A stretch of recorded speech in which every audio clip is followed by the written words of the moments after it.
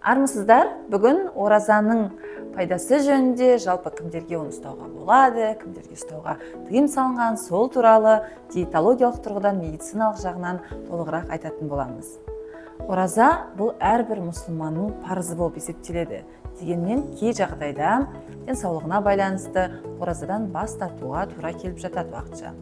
Бұның ең басты бірінші себебі адам ағзасында қандай да бір ақаулар болатын болса, әсіресе ас қорыту жүйесінің түрлі аурулары, ол кезде оразаны ұстауға дәрігерлер кеңес бермейді.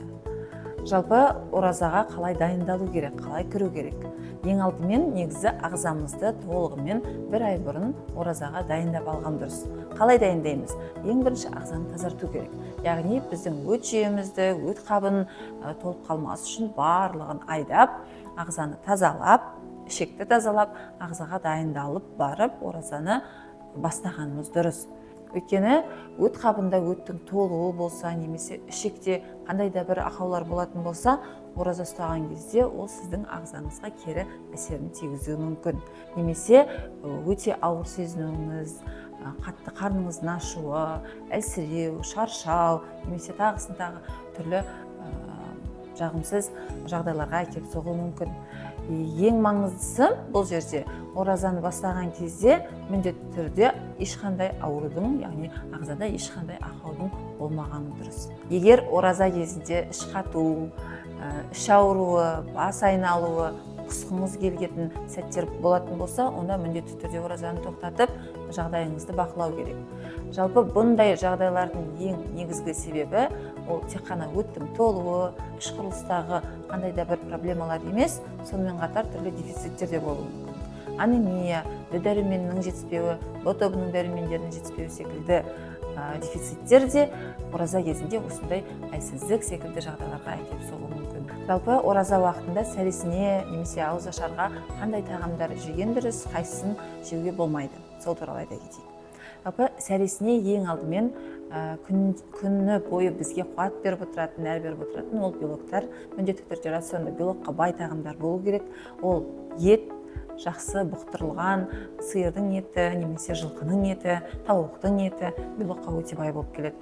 Одан кейін бұршақ тұқымдастар, горох, маш, фасоль, чечевица секілді бұршақ тұқымдастарды міндетті түрде күнделікті рационда тұтыну керек. Жұмыртқа, үйдің жұмыртқасы болса, ол өте керемет болады.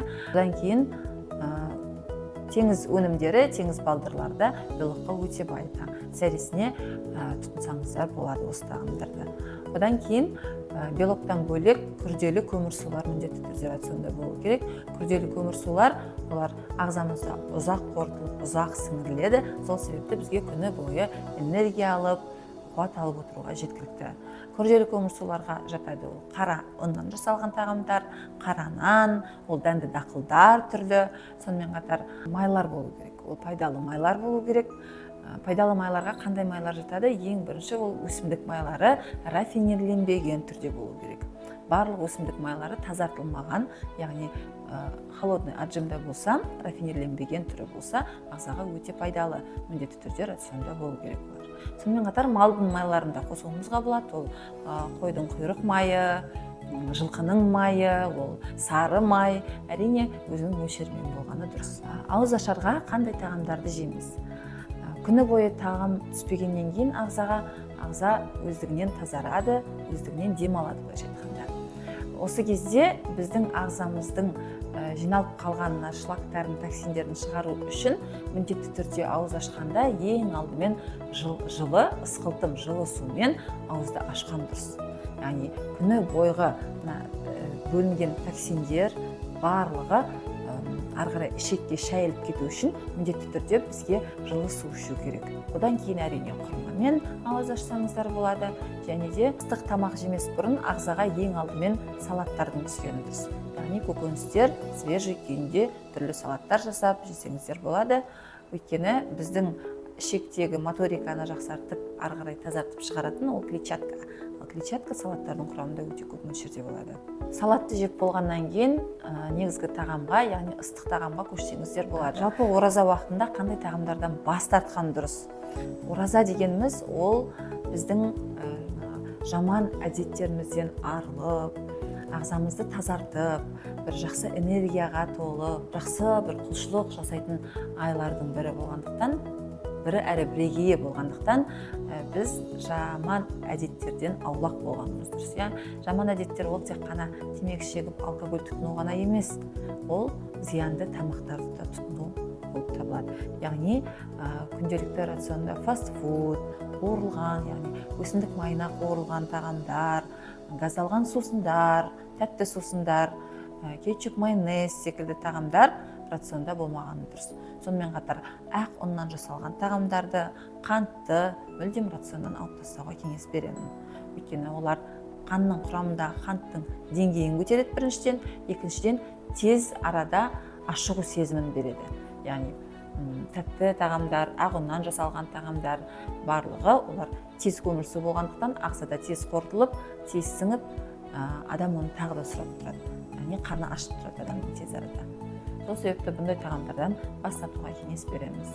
Ағзаңызда қандай да бір дефицит бар екенін білсеңіз, анемия, д дәріменінің тапшылығы, б тобының дәрумендері тапшы болса, міндетті түрде ораза уақытында сол дәрумендерді қабылдауға кеңес береміз. Ауызашардан кейін өзінің уақытымен, яғни өзінің мөлшерімен, өзінің дозасымен қабылдап, ағзаны толықтырып отыруға болады. Араларыңызда спортқа бейім жандар болса, ораза уақытында спортпен шұғылдануға әрине болады. Ауызашардан кейін немесе ауызашарға дейін өзіңізді жақсы сезініп тұрсаңыз, кез келген уақытта спортпен шұғылдана беруге болады. Жалпы ораза уақытында су жайлы да айтпай кетуге болмайды. Су біздің ағзамызға өте қажетті. Біздің ағзамыздың 80% судан тұрады.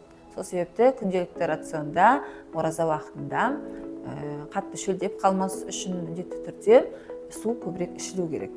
Ол су таза, фильтрден өткен, жылы, қайнатылмаған су болғаны дұрыс. Өйткені қайнатылған су ол өткен су деп айтады. Бізге тірі су қажет. Сол себепті қайнамаған жылы су болу керек. Күнделікті 2-2,5 литр міндетті түрде ауыз ашқаннан ауыз бекіткенге дейін сол мөлшерде суды ішіп отыруымыз керек. Сусындар, сок немесе басқа да шай секілді сусындарды айтып отырған жоқпыз. Судың өзі ғана ағзаға түсу керек. Бір ағзада ақау болатын болса, гормоналдық бұзылыстар, эндокриндік аурулар, немесе асқазан ішек жолдарының аурулары болатын болса, міндетті түрде дәрігермен кеңесіп қана ораза ұстауға кеңес береміз. Жалпы оразаны бастау үлкен дайындықты талап етеді. Дәл сол сияқты оразадан шығу да дайындық талап етеді. Яғни оразадан шыққаннан кейін, яғни ораза біткеннен кейін бұрынғы режимге тез арада ауысып кетуге болмайды. Яғни біздің ағзамыз ұзақ уақыт ашығуды үйренгеннен кейін біз ағзамызға үлкен ауыртпалық, үлкен салмақ түсіріп алуымызды алдын алу керек. Яғни көп мөлшерде тамақ жеуге болмайды, аз мөлшермен бірнеше рет тамақтанып қана ағзаны жаймен бұрынғы қалыпқа келтіреміз.